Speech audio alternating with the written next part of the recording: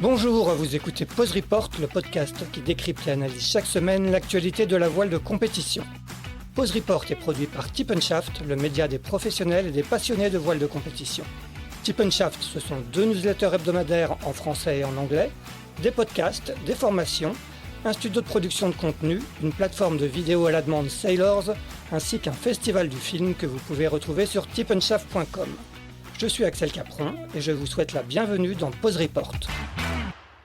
Un petit mot avant de démarrer cet épisode pour vous informer que Tip & Shaft Connect revient pour sa 9e édition le 2 avril, cette fois-ci à Lorient, plus précisément au Palais des Congrès.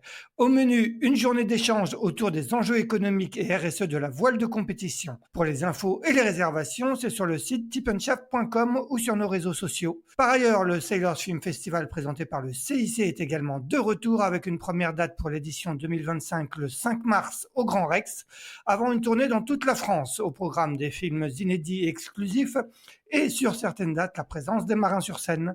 Infos et réservations sur le site sailorsfilmfestival.com. Bonjour à tous et bienvenue dans le 205e épisode de Pause Report, le podcast hebdomadaire de Tip & Shaft qui explique, décortique, décrypte et analyse l'actualité de la voile de compétition sous toutes ses coutures en compagnie des meilleurs experts. Nous sommes le mardi 18 mars, il est 9h45. Et nous allons parler aujourd'hui du circuit Figaro-Beneteau, puisque s'ouvre en début de semaine prochaine à Concarneau la Solo Guy Cotten, première épreuve de la saison. Pour nous accompagner aujourd'hui, 2 skippers qui seront sur la ligne de départ de cette Solo Guy Cotten. Le premier est un habitué du circuit Figaro, il compte 8 participations à la solitaire du Figaro. Il s'agit de Martin Lepape, skipper de demain, qui est chez lui à Concarneau. Salut Martin. Salut.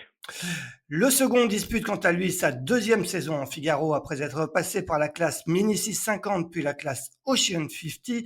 Il s'agit de Quentin Vlaminck, skipper du Figaro Les Étoiles Filantes qui est déjà sur place à Concarneau. Salut Quentin. Salut.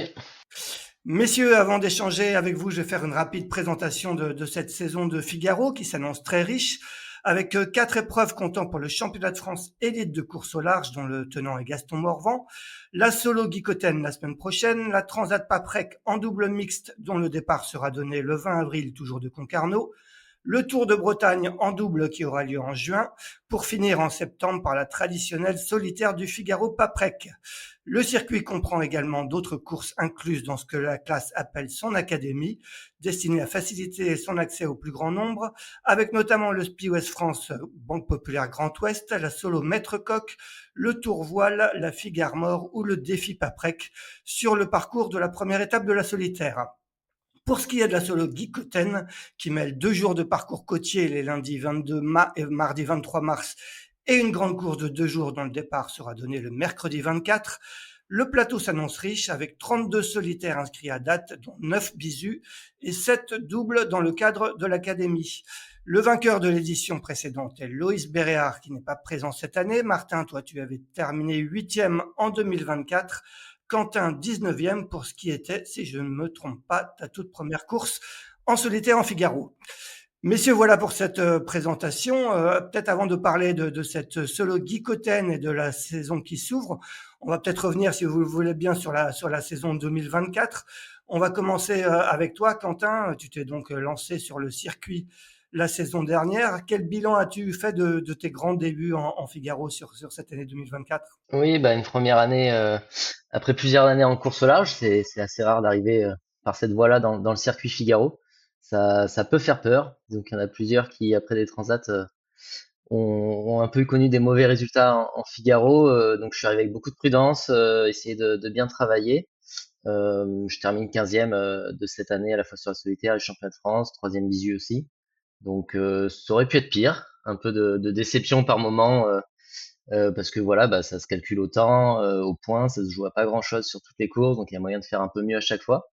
Mais ça aurait pu être bien pire, donc plutôt satisfait. Une belle saison sportive, solidaire aussi avec l'association Les Étoiles Filantes qu'on représente sur le bateau. Et voilà, on a beaucoup travaillé cet hiver avec le pôle de La Rochelle pour être encore meilleur et venir se rapprocher des Bretons qui sont assez énervés sur le circuit. Qu'est-ce qui marque quand on arrive sur le circuit? Toi, comme je le disais, tu as quand même une solide expérience derrière, hein. Tu as fait pas mal de mini et de Chien 50 auprès de la Loue Rouquayrol.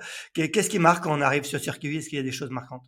Non, bah, c'est beaucoup de rigueur. Voilà, on a tous les mêmes bateaux, des bateaux qui sont sur le circuit depuis 2019. Donc, les habitués connaissent bien les petits réglages. Ils sont voilà, beaucoup plus habitués dans les phases de transition. C'est là où la différence se fait.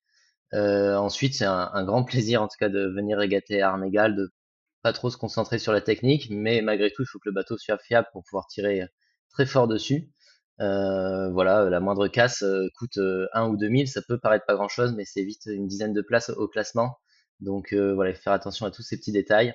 Et la météo a énormément son importance. Voilà, les effets de site, le courant. Et voilà, il faut réussir à être bon dès la ligne de départ. C'est un peu ce qui m'a manqué l'année dernière. J'étais un peu meilleur vraiment au grand large et un peu moins sur les petits parcours côtiers. Donc c'est ce qu'on a essayé de travailler cet hiver pour être un peu plus régulier en tout cas. Tu y as trouvé pour l'instant ce que tu venais chercher? Oui, bah, ce qu'on trouve pas forcément tous les jours et sur chaque course dans les autres grandes classes, hein. Donc c'est de la régate au contact avec 30, 40 bateaux, se faire mal, ne rien lâcher, voilà, venir bah, tirer fort sur le bonhomme et voilà, c'est en tout cas beaucoup de compétences acquises pour la suite des prochains projets en course au large. C'est pas des années de perdu, c'est une spécialisation et très content d'être là pour cette deuxième saison, encore plus motivé à faire bien les choses. Martin, toi, tes débuts en Figaro datent de plus de 10 ans. Tu en gardes quoi de tes débuts? Qu'est-ce qui t'avait marqué, toi, quand tu étais arrivé dans cette classe sur le circuit? Ah bah, je trouve que Quentin a bien résumé les choses, hein. C'est vrai que c'est une classe qui est très très exigeante. Voilà, le détail se fait vraiment sur des micro détails. Il faut travailler chaque point parce qu'on a tous les mêmes bateaux effectivement, et c'est vraiment le marin qui fait la différence. Donc il n'y a pas de secret. Je crois qu'il faut en bouffer, et c'est comme ça que ça fonctionne. Donc au début, moi, j'ai commencé par une transat aussi avec Roland Jourdain en 2014.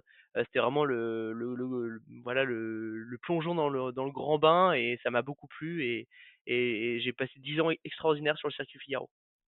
Quentin, je rappelle tes résultats donc de l'année dernière, 19e sur la solo Guy Cotten, 14e de la solo Maître Coq, 22e du Trophée Banque Populaire Grand Ouest avec Romain Richard, 14e de la Le Havre Holmer Cup, 15e et 3e bisu de la solitaire du Figaro Paprec. Est-ce que ces résultats sont conformes un peu à ce que tu imaginais? Quels objectifs tu te fixais en attaquant cette toute première saison? Ouais, bah, c'était très difficile de mettre des chiffres parce que je me retrouvais face à des concurrents contre qui j'avais jamais navigué, tous très compétents, donc c'est toujours difficile de se positionner. Il y a aussi eu des contre-performances de la part de certains qu'on attendait un peu mieux, notamment chez les Bisus. Je pense à Jules Dussolier qui avait survolé un peu la saison et qui avait manqué un peu de réussite sur la solitaire. Donc voilà, ça se joue à pas grand-chose. Les mauvais résultats peuvent arriver à tout le monde, donc non, c'était top. Maintenant, voilà, cette année, il y a un peu de turnover, des anciens jeunes qui sont partis. Mais voilà, tout le monde va monter aussi en compétences. Il y a des nouveaux bisous qui arrivent. Il y a toujours des belles surprises et c'est ça qui est top dans ce circuit. C'est voilà, même si tu arrives du dériveur, tu peux performer. Si tu arrives de la course au large, tu peux ne pas forcément être le meilleur. Donc c'est top, ça remet tout le monde à égalité. Et même si sur le début de saison, tout le monde est un peu timide, au fur et à mesure des courses, les langues, voilà, tout le monde parle un peu plus et c'est top. Et qu'est-ce que tu retiens de ta première solitaire du Figaro? Eh bien, que c'était dur. J'ai peut-être un peu trop dormi sur certains bords, mais non, c'était dur par moments. Il y a eu d'autres super moments. Je pense notamment au départ de Riron où il n'y avait pas de vent et je suis un des seuls à m'échapper pour partir devant. Forcément, ça aide ensuite sur la suite de l'étape, mais malgré tout, c'est aussi peut-être une des pires étapes où je perds 15 places sur un bord de ligne droite où je peux rien faire pendant 48 heures parce que j'ai pas la vitesse. Et ça, c'est assez frustrant, mais voilà, il faut rester concentré jusqu'à la fin. C'est une course au temps. C'est la première fois que je faisais une vraie course au temps en plusieurs étapes. Donc, disons que c'est un peu dur parce que tu arrives plus facilement à quantifier tes petites erreurs. Et à la fin, tu t'en veux un peu le jour de la remise des prix. Mais voilà, c'est le jeu, ça permettra de revenir plus fort. Jérémy Bayou, qui compte lui 17 participations, je crois, à la solitaire, me disait la semaine dernière dans une interview sur Tip and Shaft que ça restait pour lui la course la plus dure au monde. Alors, toi, tu as fait des Transat Café Lord, des Routes du Rhum, tu as fait pas mal de courses. Est-ce que tu la classes parmi les plus dures? Bah oui, parce que dans la classe Ocean 50, voilà, on avait une super équipe avec tout le team Neosane Technologies et un très bon partenaire à l'époque. Et voilà, on avait fortement avancé sur les matériaux, sur la recherche, sur le bateau, sur le développement. Donc on partait voilà avec un bateau que je connaissais par cœur, avec des conditions où il était favorable, ou en tout cas qui pouvait vraiment bien jouer devant. Donc sûr, tu pars avec un petit atout par moment.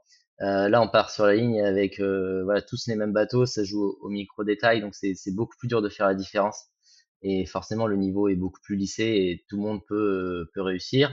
On a aussi bah, sur les grandes courses pas de connexion avec la terre, notamment sur la solitaire. Donc quand tu pars sur 3 jours de mer et que la météo se met pas à jour, bah, à un moment donné, voilà, faut réussir à être du bon côté et qui est peut-être pas celui qu'on avait prévu il y a 3 jours. Donc il y a aussi voilà une petite part de réussite qu'il faut réussir à avoir et voilà souvent les grands vainqueurs l'ont, mais ça se provoque et c'est parce qu'ils ont bien travaillé sur les saisons précédentes, quoi.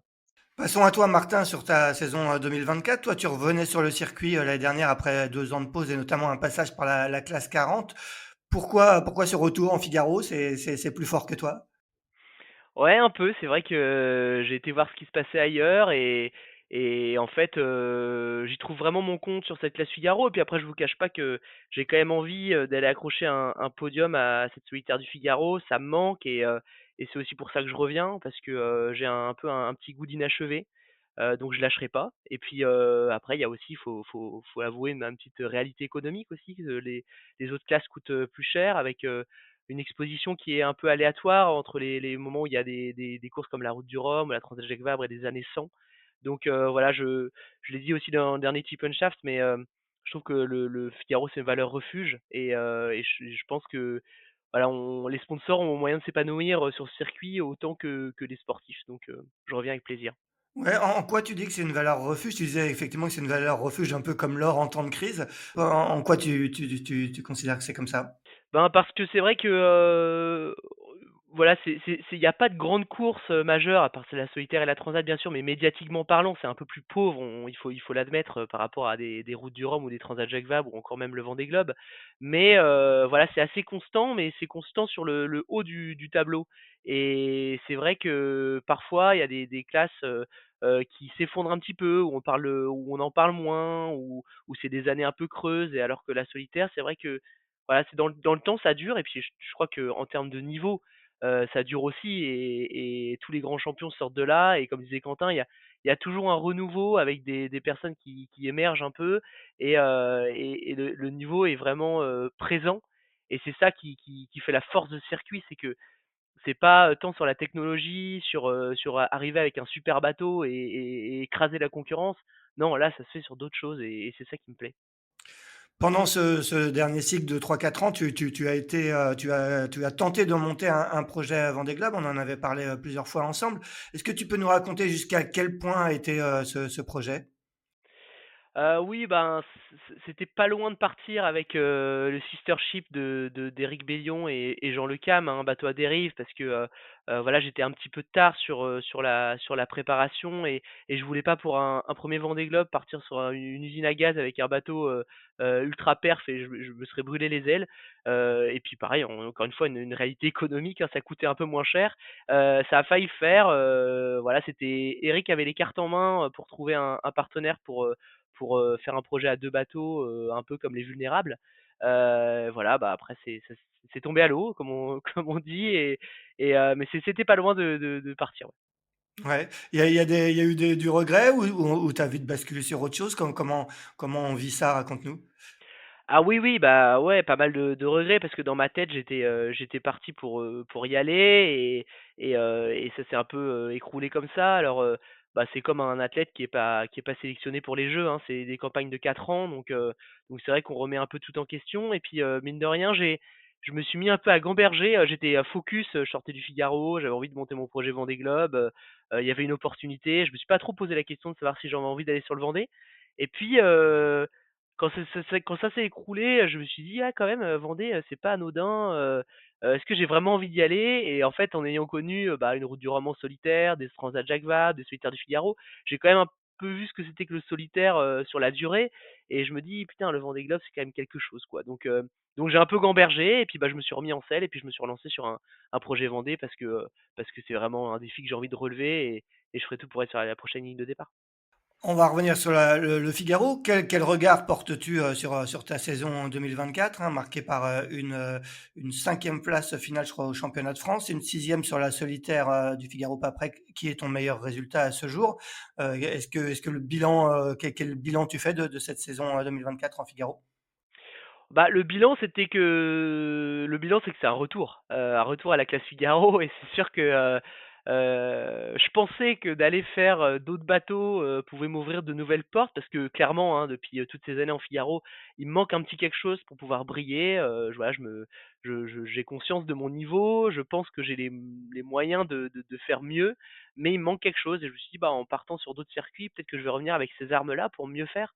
Et en fait, non, c'est quand même, il faut vraiment, on parlait tout à l'heure du souci du détail, mais c'est vraiment là que ça se joue, il faut en bouffer et l'année dernière, il m'a manqué un peu de vitesse, peut-être sur les choix de voile aussi, certains ont fait des bons choix un peu différents. Moi, j'ai misé sur une seule voilerie et je pense que j'aurais j'avais peut-être pas le temps et j'avais pas en fait l'envie de travailler là-dessus, mais cette année, j'ai un peu plus travaillé sur notion de vitesse, qui est vraiment cruciale, hein, sur une solitaire et Quentin le disait tout à l'heure, il a perdu 15 places sur un bord de travers. C'est vrai que ça peut se jouer là-dessus, donc vraiment tout mettre sur la vitesse. Bah, donc pour finir, le bilan, pour moi, il est pas positif parce que j'accroche pas le podium tant attendu. Mais je suis quand même content de revenir et de me dire, ok, j'ai encore le niveau pour être devant. Mais grosso modo, il faut quand même que je me bouge le cul pour faire mieux, quoi. Et elles sont où les quelques places qui te séparent du podium? Qu'est-ce qui te manque selon toi quand tu vois un Loïs, un Gaston ou d'autres qui arrivent sur le podium? C'est quoi ces petits manques? Bah, c'est une excellente question. Je pense que si j'avais la réponse, j'aurais quand même bossé toutes ces années pour y arriver, mais voilà, c'est vrai qu'avant la dernière étape de la solitaire cette année, j'étais à 2 minutes de la seconde place. Voilà, ça fait quelques années que c'est comme ça, hein. J'ai eu des belles années où j'étais pas loin d'y arriver, un peu un petit manque de réussite, peut-être, il faut le dire, peut-être un petit manque de talent et voilà, de pas se poser de questions. Peut-être que je m'en pose trop, je sais pas. Je travaille, hein, je travaille avec un préparateur mental, je travaille dans tous les domaines, je pense que je suis un bosseur. Mais voilà, il me manque un truc, mais je disais que Jérémy avait 18 solitaires du Figaro, c'est ça? 17? 17, ouais. Ouais, bon, bah, il m'en manque encore un peu, donc la moitié presque, donc je vais y arriver. Ouais, et Alexis Loison, il doit en être pas loin. Attends, je vais regarder, je Il l'ai vient de sous finir les sa yeux. 18e. Il vient de finir sa 18e, donc il fera sa 19e cette saison. Donc t'as encore un petit peu de temps. Ouais, j'ai encore un peu de temps. Quentin, toi, au moment de repartir sur cette saison, c'était une évidence et c'est un projet qui s'inscrit pour toi dans la durée? Ouais, bah quand on a lancé ce projet en décembre 2023, suite bah, à la saison 2023, voilà, on vend notre trimaran, notre Ocean 50 à Thibaut Bouchel-Camus, je fais la Java avec lui, et en même temps, donc on gagne ensemble. Et en même temps, voilà, on avait décidé de partir en 2024 en Figaro. Voilà, c'était venir sur 2 ans pour le moment, histoire de faire les choses bien, de se spécialiser encore plus. Tu n'apprends pas à être médecin en une année. Il faut, t'as plein de matières à apprendre et des petits contrôles au fur et à mesure. Donc voilà, il y a plein d'épreuves à passer. Donc voilà, une deuxième saison complète avec une transat aussi en double mixte. Une première pour moi, ce sera ma sixième transat en course, mais la première en double mixte. Donc ça va être top. La première en monotypie surtout. Donc hâte de faire cette course et surtout j'espère rester au contact des autres. On verra ça, mais voilà, j'espère que ça va bien se passer. Et voilà, il y a encore plein de choses à apprendre. Ensuite, je pense pas rester 10 ans sur le circuit. J'espère pouvoir rebondir sur d'autres projets course au large ensuite. Mais voilà, les années passent, ça passe vite. Et voilà, il y a des années à pas louper quand tu veux partir sur un gros projet style Vendée Globe, IMOCA ou autre. Voilà, il y a des années où il faut partir et il faut pas louper peut-être celle de l'année prochaine, quoi. Donc on verra bien. D'accord. Est-ce que tu peux nous raconter comment on prépare une saison de Figaro? Comment ça s'est passé exactement cet hiver? À partir de quand on remet le bateau à l'eau et comment se passe une préparation avant le coup d'envoi de la saison la semaine prochaine sur le Geekoten? Oui, bah moi je suis basé dans le sud-ouest. Donc nous, le team Néo Technologies est au Verdon-sur-Mer, à côté de Bordeaux. Je m'entraîne à La Rochelle avec le pôle de La Rochelle. Cette année, on était 5 bateaux, donc 4 concurrents très frustrés de leur solitaire. Donc on a commencé très tôt, mi-octobre en fait, on a repris les entraînements. L'année dernière, voilà, on a essayé de travailler nos points faibles, un peu de parcours côtier, de l'offshore, voilà, donc on a fait en tout 6 ou 7 stages entre octobre et la semaine dernière, on était pendant une semaine à l'île-Dieu. On vient de convoyer hier. Et donc ça s'est vite enchaîné, voilà, donc pas beaucoup de concurrence, 5 bateaux, mais très qualitatif, des belles semaines de stage, beaucoup de travail sur la météo aussi, comprendre, voilà, avoir des routines stratégiques, comprendre bien le bateau, se faire aider sur le réglage des voiles. On a eu des intervenants intéressants aussi sur les départs.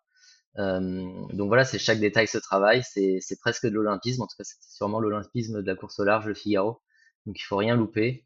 Et voilà, c'était intense. Moi en parallèle, je travaille toujours chez Neo Sailing Technologies en tant que directeur sportif et technique, donc avec le suivi de la construction actuellement d'un Ocean 50 pour un figariste aussi, un ancien figariste en tout cas cette année. Et donc voilà, c'est hyper intéressant, je m'ennuie pas, on va dire.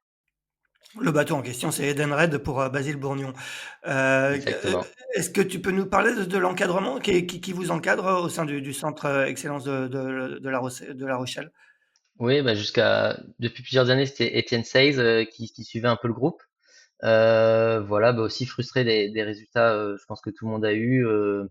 Il s'est un petit peu retiré, il a laissé la place à Romain Richard, donc qui était sur le circuit, qui était coureur. Romain qui lui vient du dériveur et du match race aussi un peu. Donc voilà, qui connaît un peu la régate au contact, qui a essayé de nous accompagner comme il le pouvait. C'était super d'avoir un œil frais sur ce groupe. Donc voilà, 4 5 jours de stage par semaine.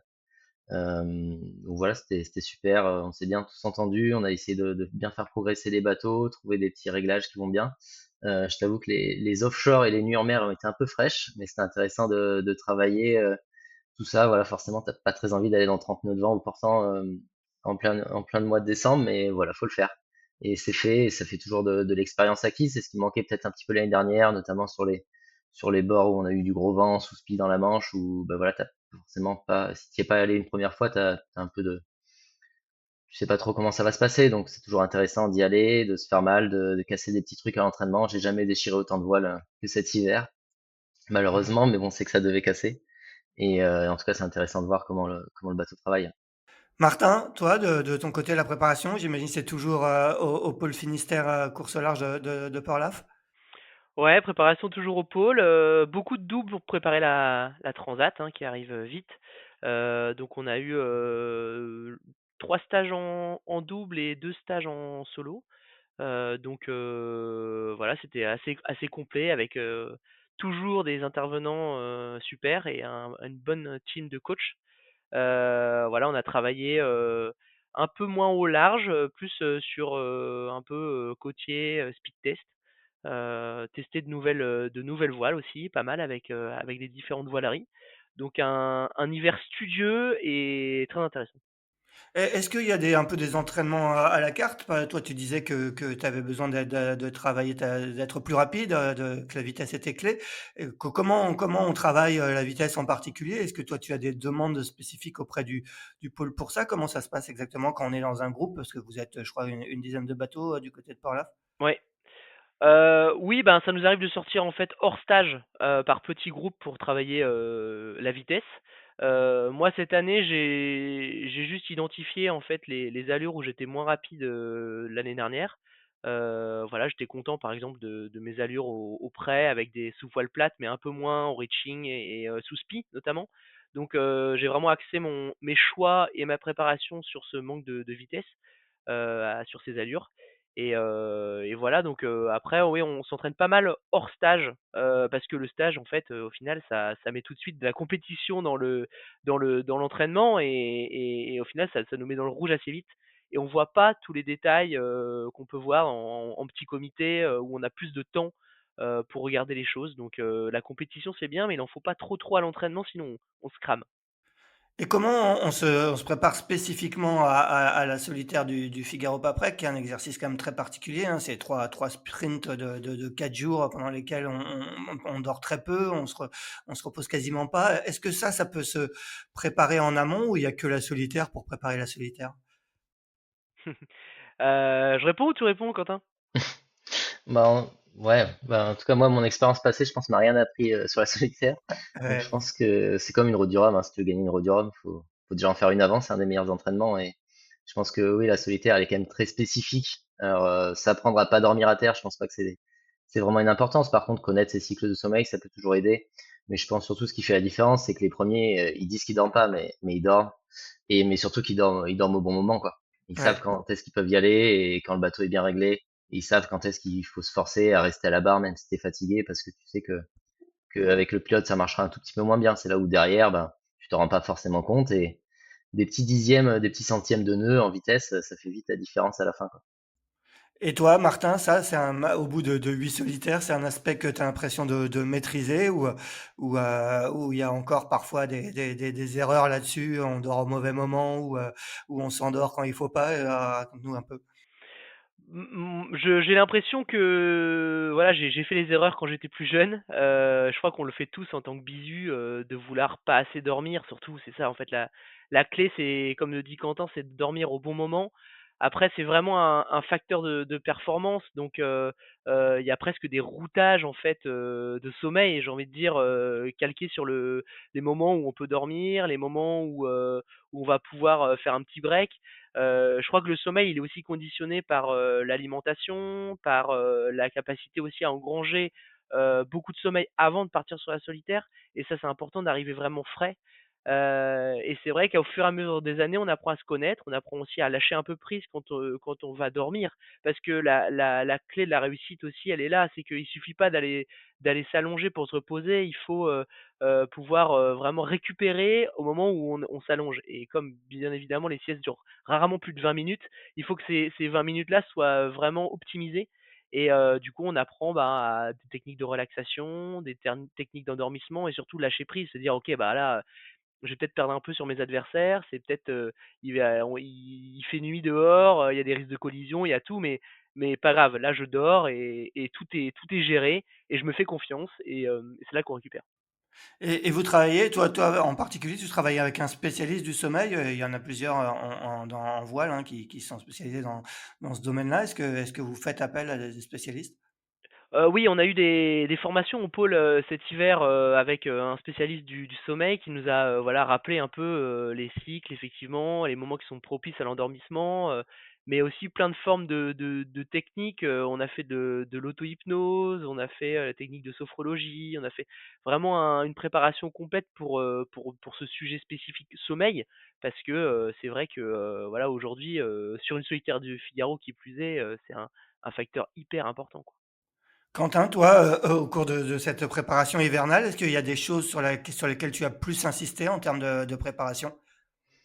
Bah, là, c'était nous, pour le coup, là, c'était plus sur ouais, pareil, sur les jeux de voile. Moi, c'est vrai que je travaille avec une voilerie française depuis plus de 15 ans sur mes différents supports et voilà, on a continué à travailler là-dessus. Il y a des petites lacunes sur certaines voiles qu'il faut essayer d'effacer. Donc là maintenant, voilà, j'ai mon jeu de voile pour le début de saison. On a pu faire différents tests, comparer toutes les voiles.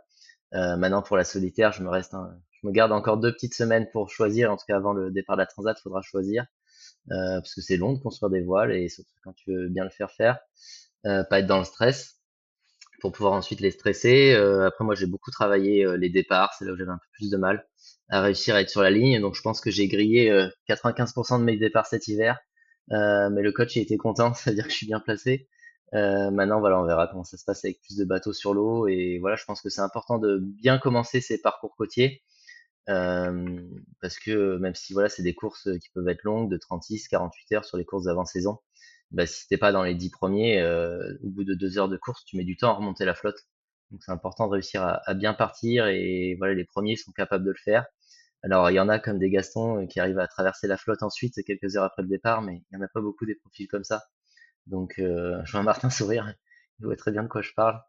Et Donc voilà, c'est des petits détails, surtout sur les débuts de course, parce qu'après, bah, moi je trouve un peu plus, je me sens un peu plus à l'aise au large après plusieurs heures, enfin plusieurs jours de course, où bah, de par mon expérience en Ocean 50, où tu as quand même un risque permanent de chavirer, bah là pour le coup je dors très bien dans Figaro, j'arrive facilement à lâcher prise. Voilà, il faut juste mettre de côté bah, pendant le temps de la sieste bah, le fait que potentiellement il y a un petit concurrent qui avance un tout petit peu plus vite. Mais voilà, il y a moyen de mettre des alarmes ou autre pour nous aussi nous réveiller un peu plus tôt que prévu si jamais il y a besoin, quoi. Tu parlais de choix de voile à faire en vue de la solitaire du Figaro. Est-ce que tu peux nous expliquer c'est quoi que tu dois choisir entre quoi et quoi? C'est des formes de voile? C'est quoi exactement les choix qui s'offrent à vous? Oui, bah il y a des voilà, il y a des voileries qui sont un peu plus à l'aise pour fabriquer des voiles plates, d'autres des voiles de portant. C'est vrai que moi je travaille avec Incidence voilà depuis plusieurs années. L'année dernière, on a vu qu'ils avaient un peu plus de mal sur les J2, sur les voiles d'avant, en tout cas pour faire du pré. Mais voilà, c'est aussi des effets de mode où quand tout un groupe travaille avec une voilerie, puis les mecs ils trustent les 10 premières places, forcément tu te poses des questions.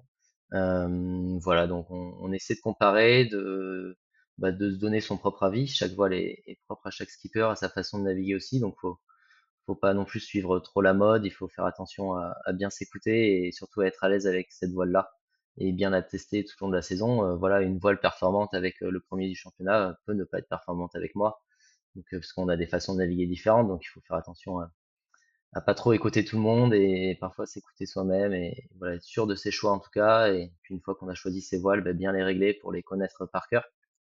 Mais c'est hyper intéressant, c'est du micro détail, c'est souvent pas évident de voir les différentes formes ou autres, mais en tout cas j'apprends. Et le réglage du mât aussi est hyper important. Et voilà, donc c'est plein de petits détails qui sont très intéressants à apprendre. En tout cas, on s'ennuie pas et l'hiver il passe extrêmement vite. J'ai l'impression qu'il me manque encore quelques semaines avant de commencer la première course, mais non, va falloir y aller. Bon, bah justement, cette première course qui commence donc lundi prochain avec le premier parcours côtier sur la Sologi-Cotten, tu en attends quoi en particulier de cette première course? C'est une course, tu la considères comme une course de rentrée, une course pour se roder ou vraiment c'est d'entrer un objectif important pour toi, Quentin?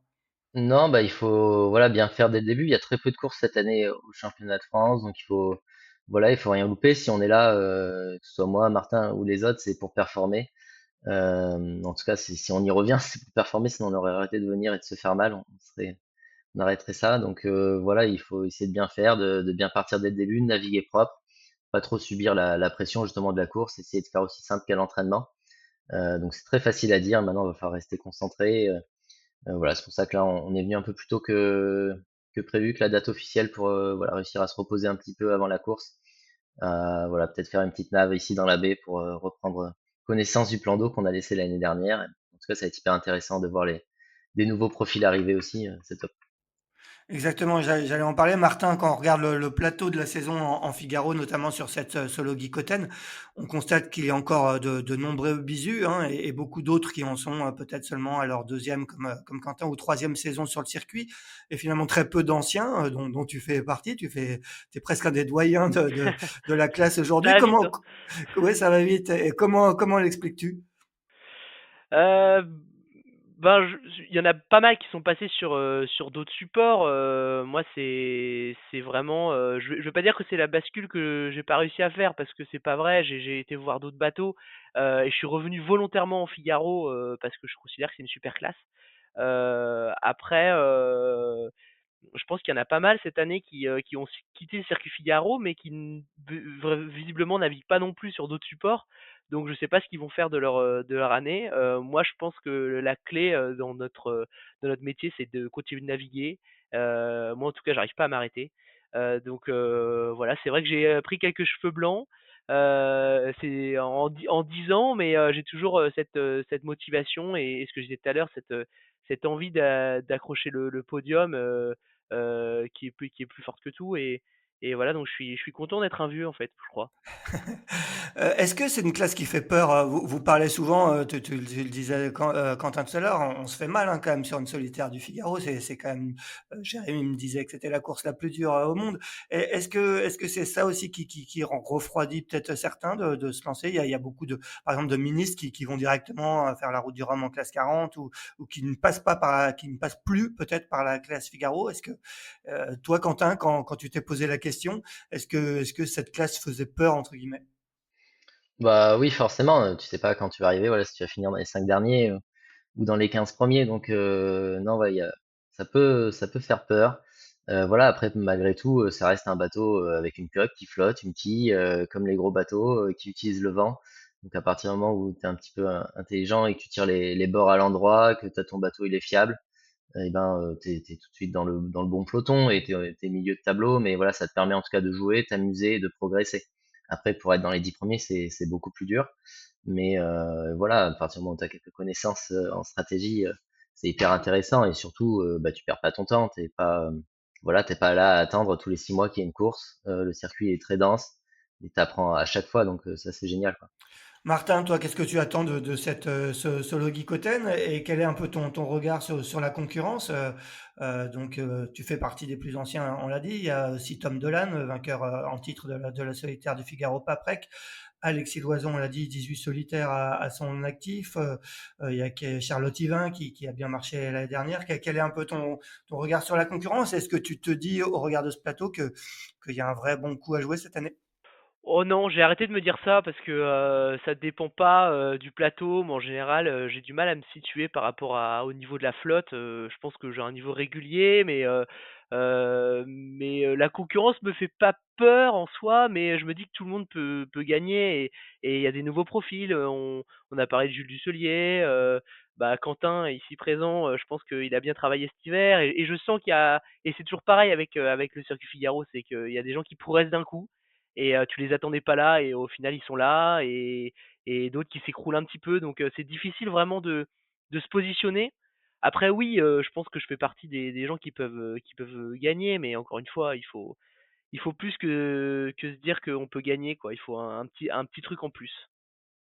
Tu as dans les concurrents, un frère qui s'appelle Victor, qui navigue sous les couleurs, de Bretagne Crédit Mutuel de Bretagne.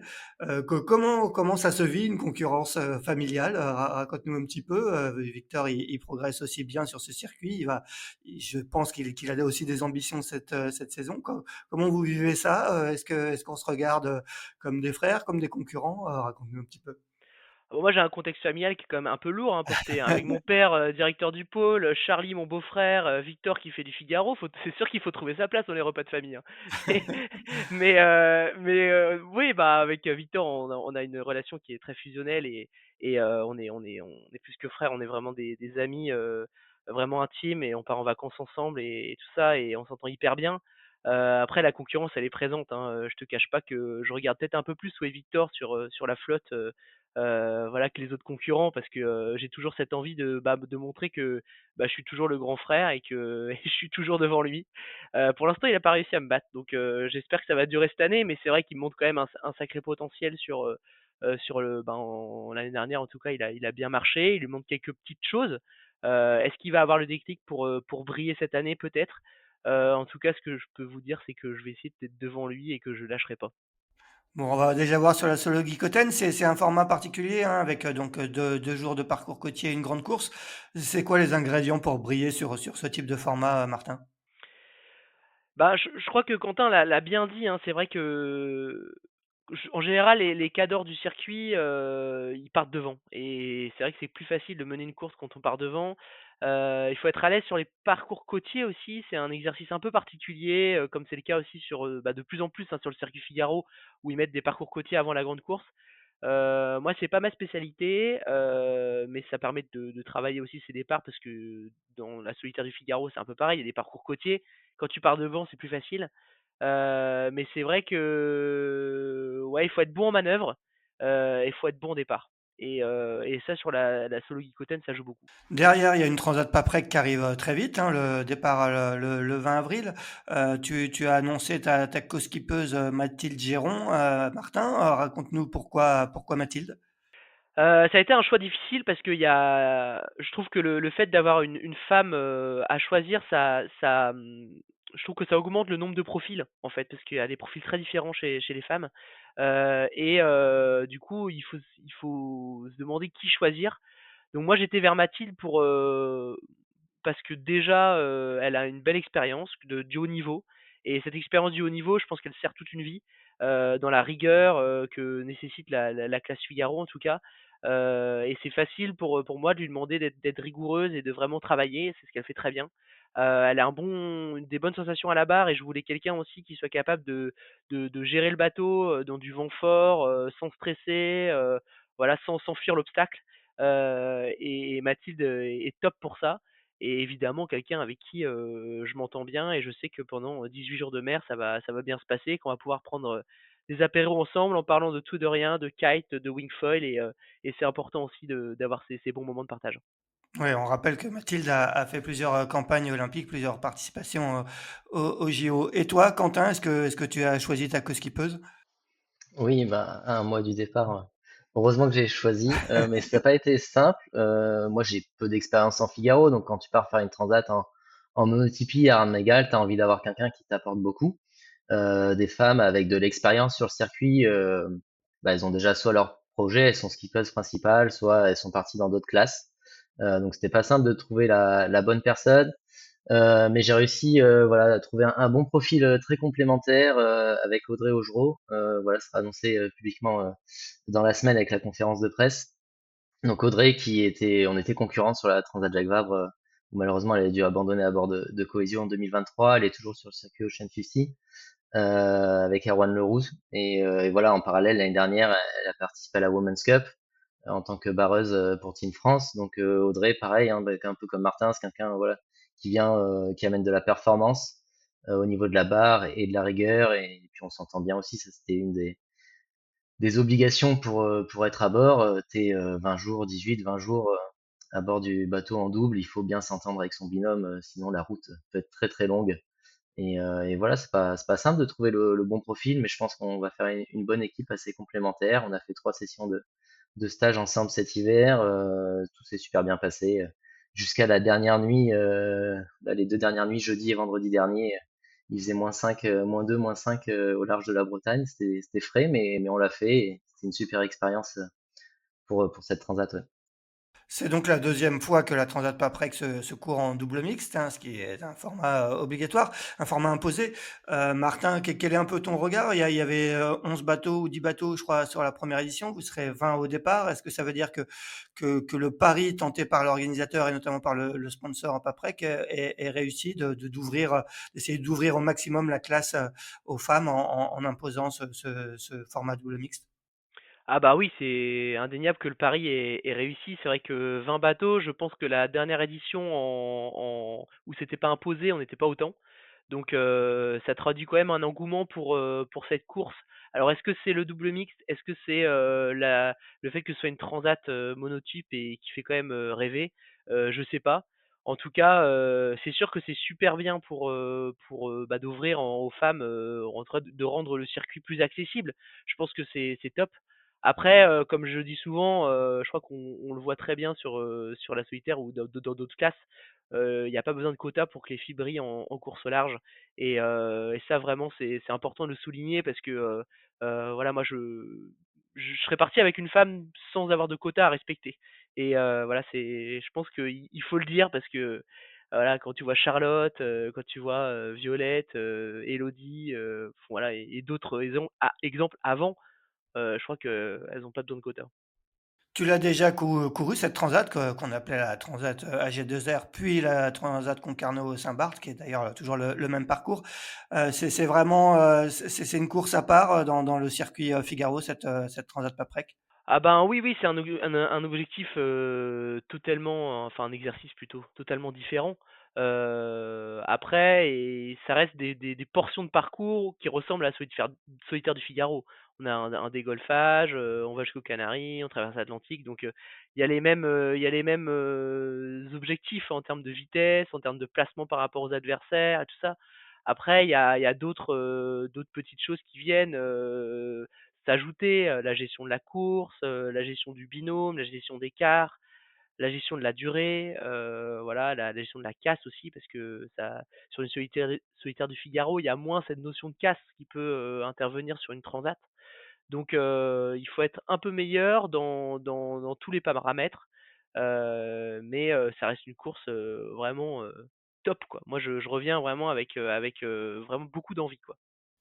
Vous disputerez ensuite en juin le Tour de Bretagne. Martin, tu auras la même équipière ou ou tu vas changer d'équipier, sachant que c'est une course en double, on le rappelle.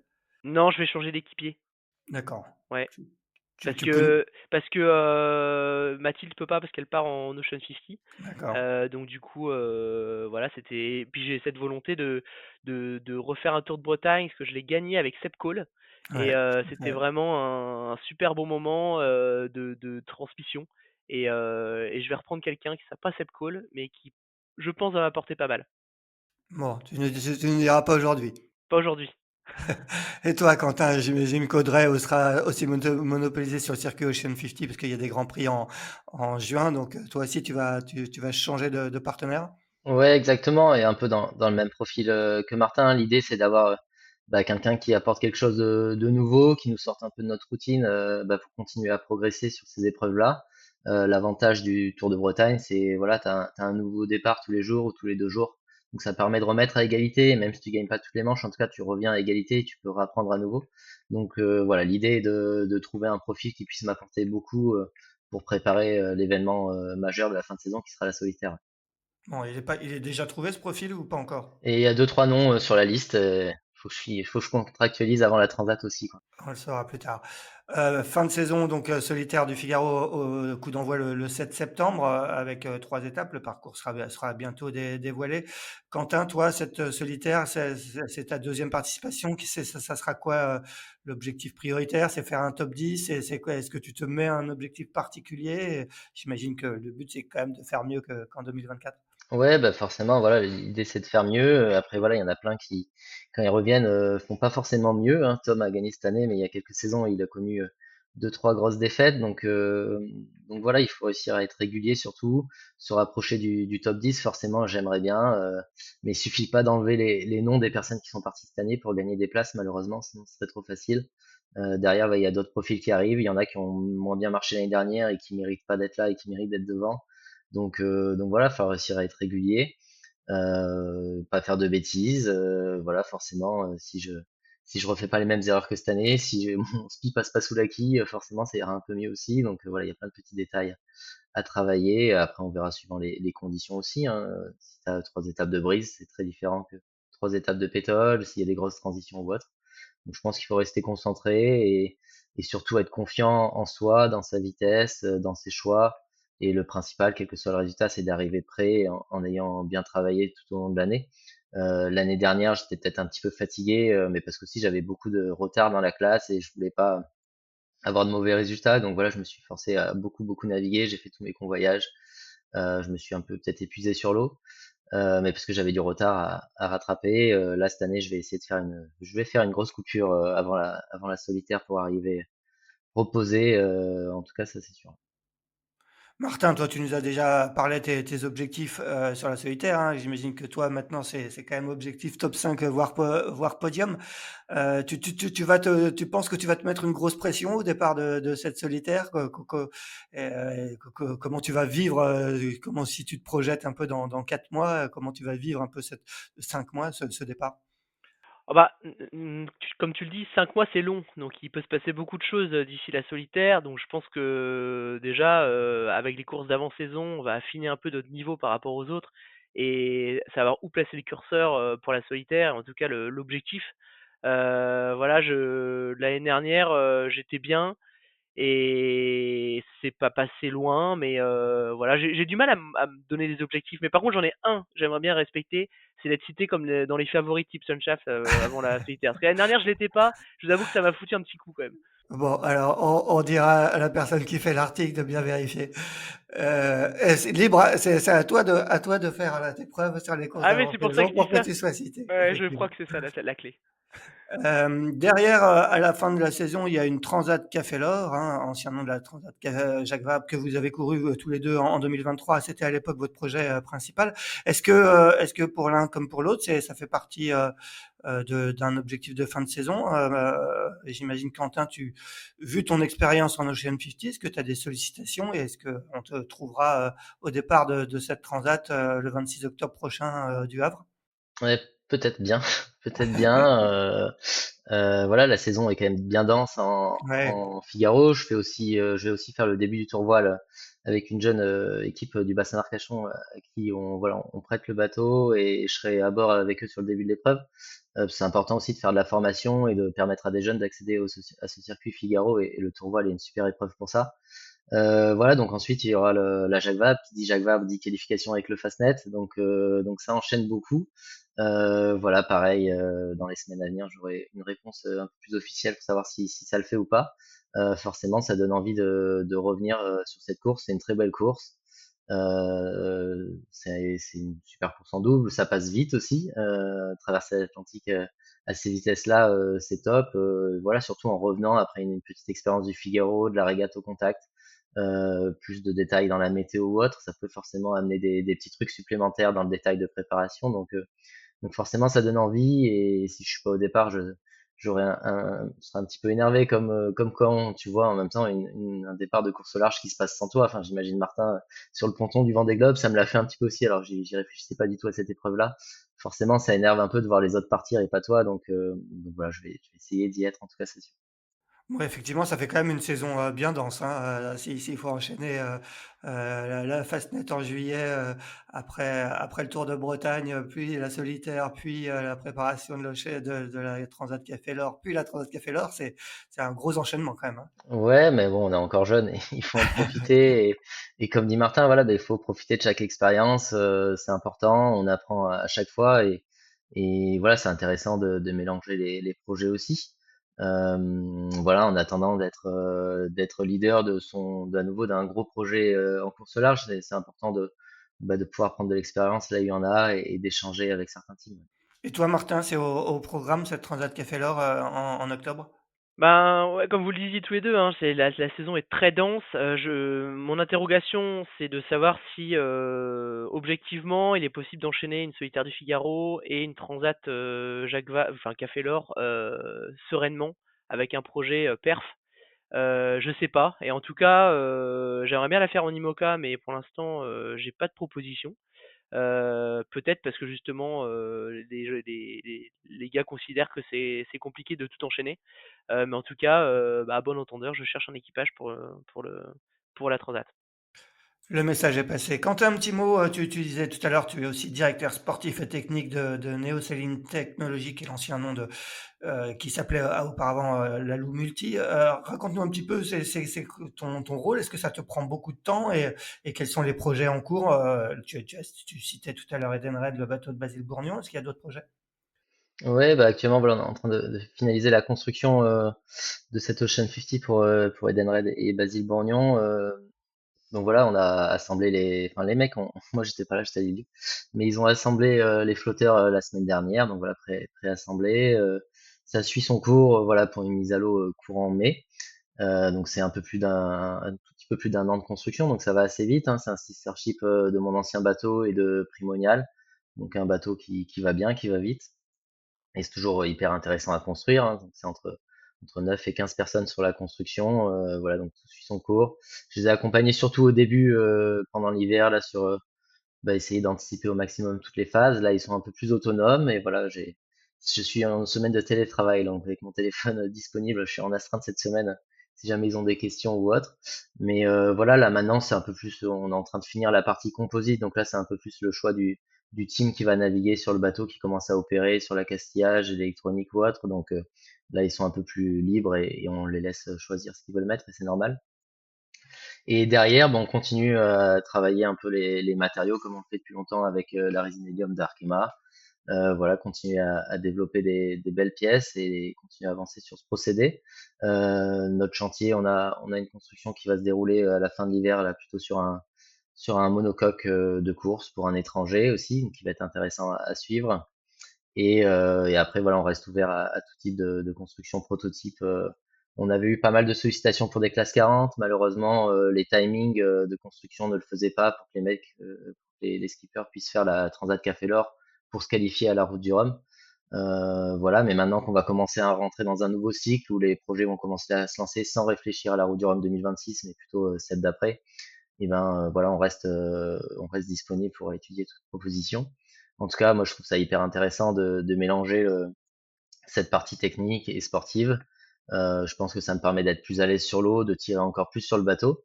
Et là, je vous avoue que ça me fait très bizarre de préparer cette transat Paprec. J'ai pas vraiment l'impression de partir faire une transat parce que le Figaro, ben voilà, c'est un char. Enfin, tu peux tirer dessus aussi fort que tu veux, et c'est vrai qu'il y a moins cet aspect technique, donc j'ai pas vraiment l'impression actuellement de préparer une transat.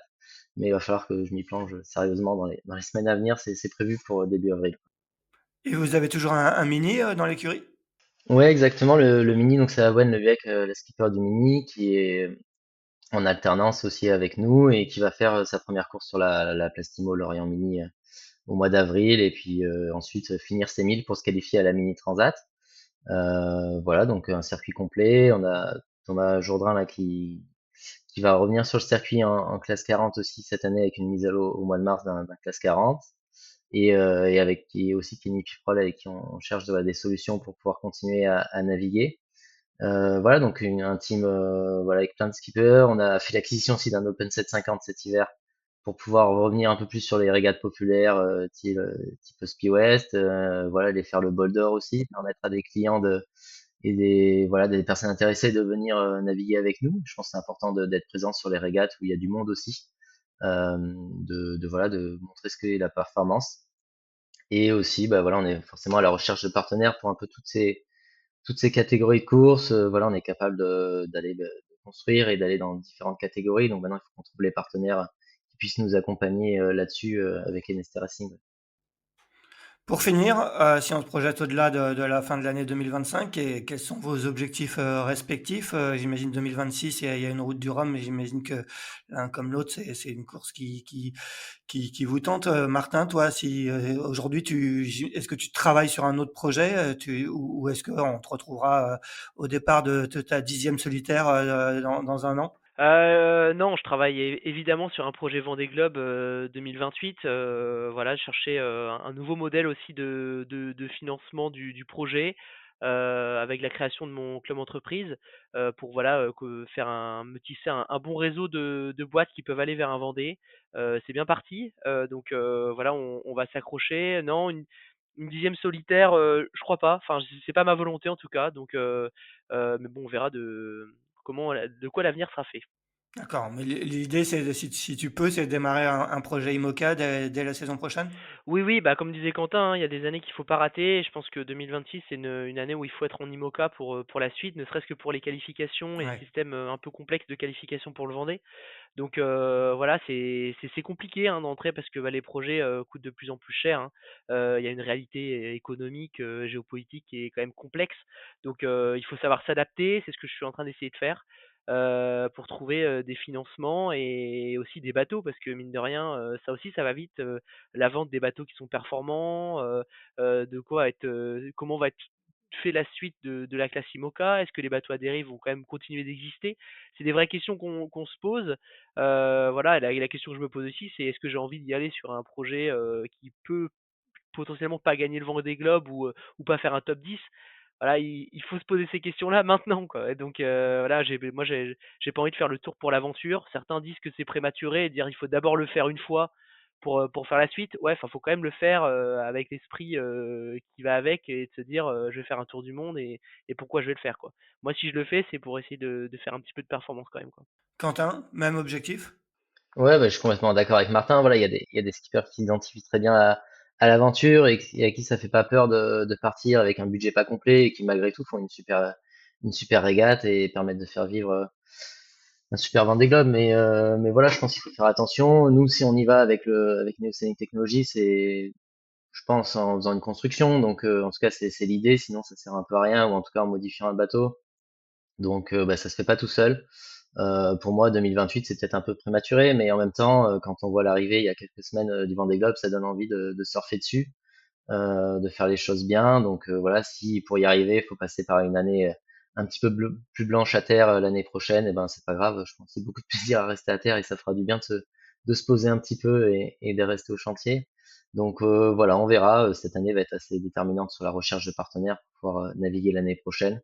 Quoi qu'il en soit, on a la chance en course au large en France d'avoir plein de supports différents, des super régates et d'avoir de la compétition sur tous ces supports. Donc voilà, le Vendée Globe, oui, forcément, ça donne envie, mais ce qui donne encore plus envie, c'est de faire un tour du monde dans des bonnes conditions, avec une belle équipe et ne pas courir après le temps et l'argent une fois que tu as lancé le projet, quoi.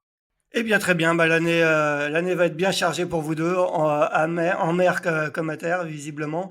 Messieurs, on vous remercie. On vous souhaite une bonne solo geekoten. On va suivre attentivement vos résultats pour faire de vous les favoris de la prochaine solitaire. Martin en premier, on essaiera de te citer.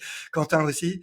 Passez une très bonne journée, une bonne solo geekoten. Et quant à nous, on se retrouve mardi prochain pour un 206e épisode de Pause Report. Bonne journée. Merci Salut. à vous. Au revoir. Merci d'avoir écouté cet épisode de Pause Report. N'hésitez pas à nous dire ce que vous en pensez en bien ou en mal et n'hésitez pas à le partager. Si vous souhaitez suivre l'actualité de la voile de compétition, je vous encourage à vous abonner à la newsletter de Tip & Shaft, envoyée chaque vendredi à 17h. Pour vous inscrire, ça se passe sur tipnshaft.com. À bientôt!